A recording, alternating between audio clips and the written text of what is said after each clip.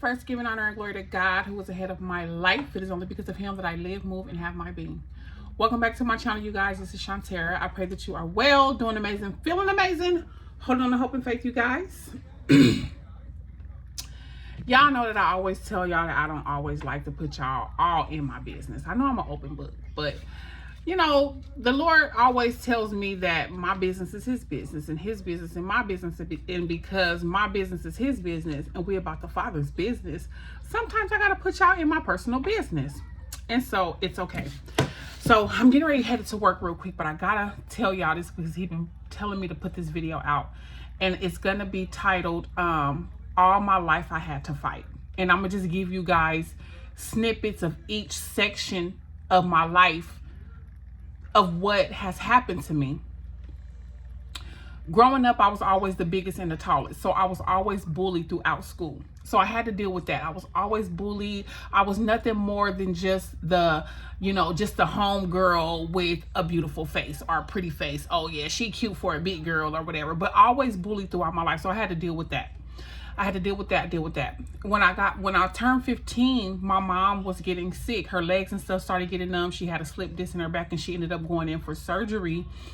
And she ended up going into surgery and never coming out. So mama died at 15 years old. After mama died, we had to go live with our aunt.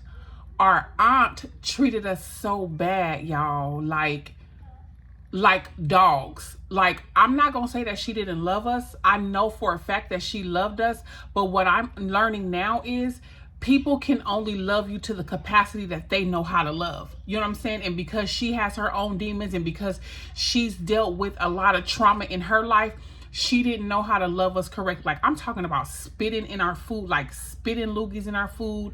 I'm talking about like just not doing right by us at all. Like, literally not doing right by us. Like, it was bad.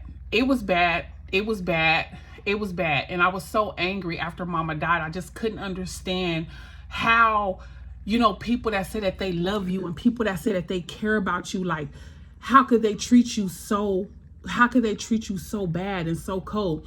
There's a lot of other things that she did inside that house that the family doesn't believe because she claimed, you know how it is. I didn't do it. Yeah, you did. Yes, you did. Yes, you did. And so my sisters and I are strained and have been strained from the family because of all of the trauma that we went through after mama died, right? And so during this, I had my first real boyfriend, right? This situation was like, if you ever saw the show My 600 Pound Life, he was like one of those in real life. This guy was always cheating on me. Like, he was like the biggest dope dealer, out there in the country where we live back in Bakersfield. And he had all these fine cars and I was his number one girl. And so after finding out many times that he was cheating on me, he finally came clean and was just like, okay, yes, I cheat. You know what I'm saying? But everybody knows that you're my number one girl. Everybody knows who you are. Like, eventually, we started living together. We lived together. I take care of you. He was paying for my nursing school cash money, like bought me my first car. But after a while, he told me that he felt like he had to play a father figure role because my mama died and I didn't really have, you know what I'm saying, like close-knit family, right? And so, y'all, okay, after that, I said, okay, I accepted it. He cheated on me the whole entire time, y'all. The whole time he cheated, right? Whole time he cheated. So finally, at the end of our 13-year relationship, I finally got my lick back. I was working at Walmart and I finally got my lick back with this guy that I worked with, right? First time ever cheating on this person. I was in the living room one day. He was getting ready to go out there to the country to go do what he do, go sell drugs or whatever. I even got into selling drugs with this person. We selling dope. Like, I'm selling drugs at the house. Like, our main big customers are coming to the house. Like, I know our main big customers. Like, I'm serving at the house. Like, I even got into that with him. Like, we drive the finest cars. I'm in nursing school. Like, this is my dude. Like, this is who I've been with since I was 12 years old, right? 12 years old. First little person that I've ever was talking to, and all the way up until he passed, right? And so when I finally got my lick back, y'all, I was in the living room and I was talking to my sister. He was getting ready to go. I thought he was getting ready to go out in the country and go do what he do. And I was telling my sisters, like, can y'all believe, like, I finally cheated on this person? Like, oh my goodness, like, I can't believe I finally cheated. I finally got my lick back. I didn't know that he was at the door listening the whole entire time and found out that I cheated.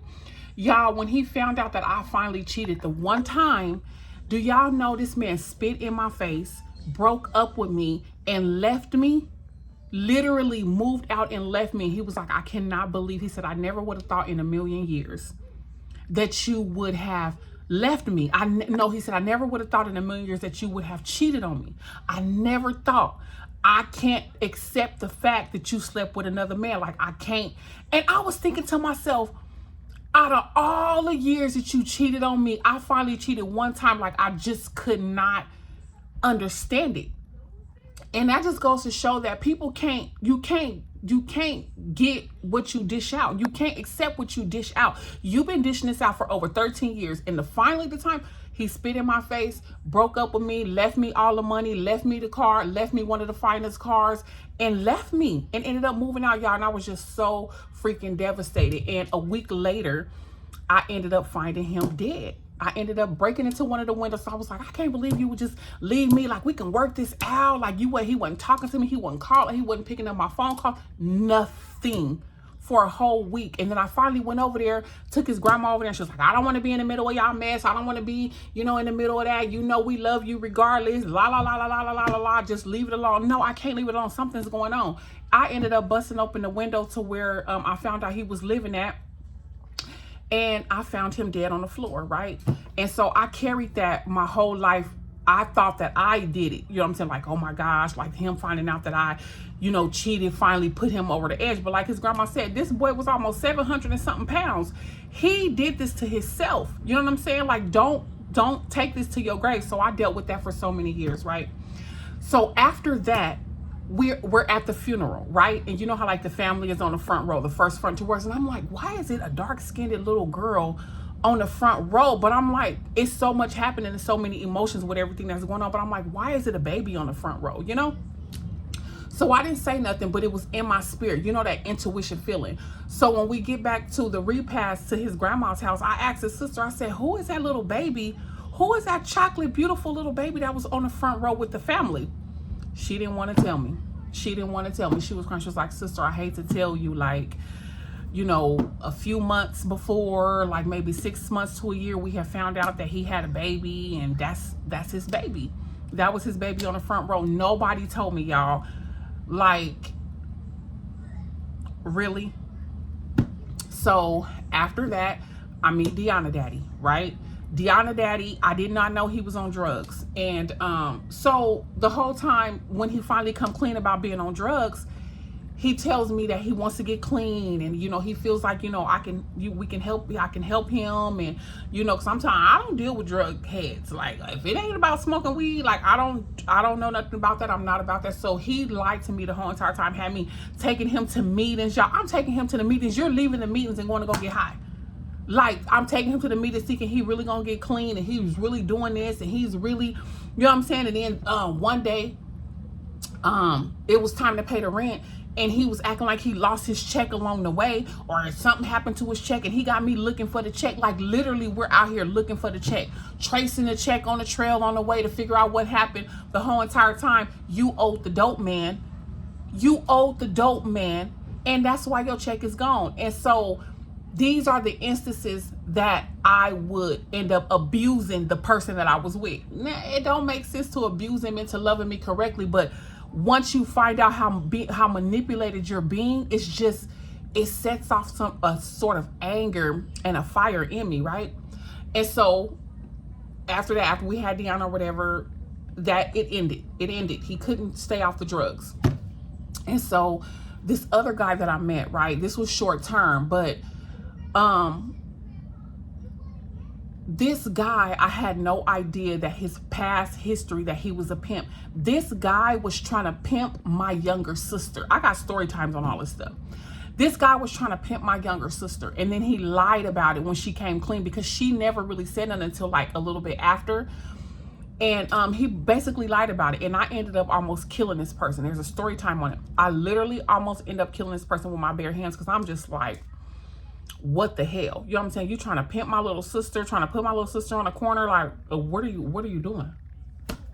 Like, what are you doing? What are you doing?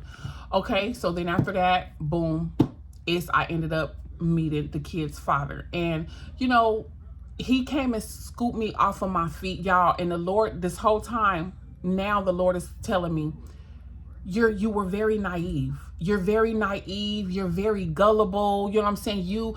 And then when I was in the marriage, he would always say, you just want everybody to hold hands and sing Kumbaya. And I would be like, yeah, okay. And he was like, that's not the way that the world works. He would tell me that all the time. Like, that's not the way that the world works. That's not the way that the world works. That's why you get so hurt. And that's why you get everybody not going to hold hands and sing Kumbaya. And I'm like, yeah, we should. He was like, that's your problem. Like, you literally think that everybody is reciprocating of who you are and supposed to be la, la, la, lovey, lovey. So I'm getting introduced to evil throughout this whole time. And I'm just like, this ain't really what it is. You know what I'm saying? And so he sweeps me off my feet. So he sweeps me off my feet with like finances. Like, you know, I've been on my own since I was 15 years old after mama died. And so I've always held my own. And plus I was with the other guy. I had plenty of money. I had, you know, I had it. I always worked or whatever. But when he came, he took me out and I had like complete stability. But I didn't know the whole entire time that I was being manipulated with the money. I was being controlled. I had no idea what a narcissist was. Like, I barely found out what a narcissist was and what narcissistic tendencies and what these type of people do to your mind, how they manipulate you, how they corrupt you, how your reality is not your reality. Like, they really make you believe that your reality is not your reality. And so I'm just, prior to that, after the situation with the baby at the funeral, I attempted suicide with everything that was going on in the family and, you know, how we were treated as we were younger. Like, I deal with a lot of depression. And so after the second time in the marriage, I thought I was going crazy. Like, I didn't know what I was dealing with. I'm like, I know it ain't right. I know something is going on, but I can't really figure it out. I feel like I'm being manipulated. I feel so confused. I feel like every time I say something, it's like he turning it against me, like it's not what it is. And I'm just like, so I ended up like literally losing my mind almost and shaving my head bald. And the Lord had to speak to me one night. I was getting ready to take my life, and the Lord ended up speaking to me and telling me that he had me, something popped up on my phone that said 10 ways to know that you're married to a narcissist. And when I opened it up, it was everything that I had been experiencing. You know what I'm saying? And this ain't nothing but this is just the way that people are. This is my experience. This is what I've dealt with. This is me. And so, you know, dealt with that. And then there was a relationship after that I really thought that was promising. And it was the same thing. I ended up finding out that this person was a narcissist, lie, manipulated. You know, it really wasn't what it was. These people get out of relationships and get right up under somebody else just to kind of whatever the hell they got going on and fling it demonic. Like, I literally had been sleeping with the enemy. I literally, in a literal sense, was sleeping with the enemy each and every time. That's why I say, when I be saying I'm tired, y'all, I'm tired. I've given all of me. I've given all of who I am because I don't know no other way to be. I go all in. I've said this before. I go all in. I don't know how else to be. I'm completely genuine. I'm loving. I'm kind. I give everything. I'm that way in my relationship with God. I'm that way in my relationship with my kids. Like, I'm that way in a relationship that I am and I'm committed and I'm loyal to. I give my all. So I don't know how else to be. But as life has gone on, and what I have learned is this world is evil, selfish, people are manipulating, and demonic. And it has changed me in a way that I can only thank God for. Like, me being I used to be so quick to be up under people, be happy, be able to, you know, just accept people and bring them in. Like, I'm almost terrified to be around people. Like, thank God that he's increasing my discernment, but it's like, I don't want no parts of this evil world. I don't want no parts of these demonic people. I don't want no parts of the manipulation. I don't want no parts of it. Like, I just want to be around my kids, work, and do what I have to do in regards to my kids, and that is it, y'all. So when I say I'm tired, I'm tired. I have put in the work. I have put it in. I have given. I have sold. I have sold. I have sold. And that's why at this moment, God has said that it is reaping season. It is reaping season. All my life I had to fight. All my life I had to fight. You know, working at the bottom of the totem pole, doing healthcare. I've always worked fast food. I've worked in the kitchen, flipping burgers for years and years. And I never complain. I enjoy it. I love it. I love customer service. But I have not received half of what I have given out. I've not received a portion of the love and the genuineness and the kindness and all the things that I have dished out. I have not yet received back a portion of that. And so God had to really deal with me when it came to my characteristics and who I was as a person, and how, you know, I had to be careful about being so loving and so kind and just so bubbly and so out there, you know what I'm saying, and so gullible and so naive. Everybody is not reciprocating. These people that you're around, some people he had to reveal, family members and friends, the jealousy, their hearts, they're envious of you. And I'm thinking, why would somebody be envious of me? And they got more than what I got. You know what I'm saying? Now I'm trying to get to where your side. I'm always dealing with, you know, my weight, my size. You smaller than me. What you envious about me for? It's not that. It's the light that's within you. You're sleeping with people who really, literally are jealous of you. You're sleeping with people who literally wish they had the characteristics that you have. You're literally sleeping with demons, Shantara. You're sleeping with the enemy. The enemy is cunning. He has come in and disguised himself as light, and that he's someone that's here to take care of you and all that. But as time goes on and as time unfolds, I learned that I'm being manipulated and I'm being, you know, gullible, and I'm being, you know, just toiled with and mishandled in my face, and not even really knowing it until all hell break loose, and then I find out the hard way. So when I say I'm tired, I'm tired. Even telling y'all the story got me feeling tired. I'm tired. I'm tired. I'm tired, y'all. I'm tired. I've been tired from, that's just, you know, what it is. But I've learned the lessons and gained the wisdom, and who I am today. I can only thank God for that. Like, I can only thank God for where I'm at. I can only thank God for what has happened. I can only thank God for the experiences. I can only thank God for the growth that each and every experience has taught me and brought me up into this very moment. People are evil. People are demonic.